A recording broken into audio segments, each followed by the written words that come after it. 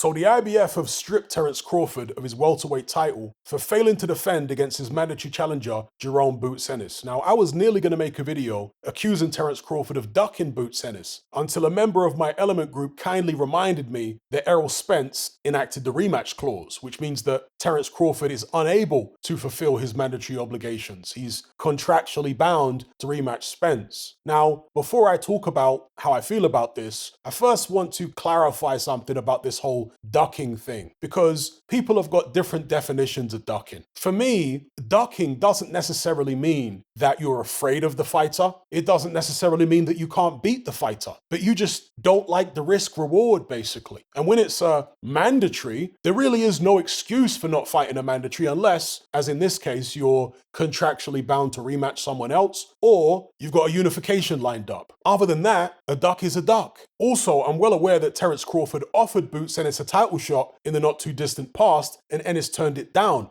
But that would have been a voluntary defense for Terence Crawford, meaning the contract for Boots Ennis wouldn't have been great. Ennis preferred to maneuver himself into a mandatory position and then fight Terence Crawford. I've got no issue with contenders doing that, because as a mandatory, if you beat the champion, you don't have to rematch him. You can sail off into the sunset unless you voluntarily forfeit that privilege. Usually will get a better percentage as well if you get yourself into a mandatory position. In any event, it's irrelevant now because it's clear that Terence Crawford hasn't ducked Boots Ennis in this instance. He's being forced to rematch Errol Spence. Now, this is very disappointing to me because Crawford versus Boots Ennis is a fight I'd really love to see. But I get it, in undisputed unifications, I can accept rematch clauses because these are exceptional fights. After that fight is done, assuming Terence Crawford wins again, assuming the fight goes ahead at all, I hope Crawford can get it on with Boots Ennis. I expect in that fight to see something far more competitive than we saw with Crawford against Spence. Boots is young, he's fresh. Yeah, he's got some defensive frailties there, let's not get that twisted. But he's the best athlete, as far as I'm concerned, in the welterweight division, and the best athlete I've seen at 147 for many years. Tremendous hand speed, he's got power, combination punching ability, punch variety. It's only his defense that's a little less than convincing. And I say only his defense.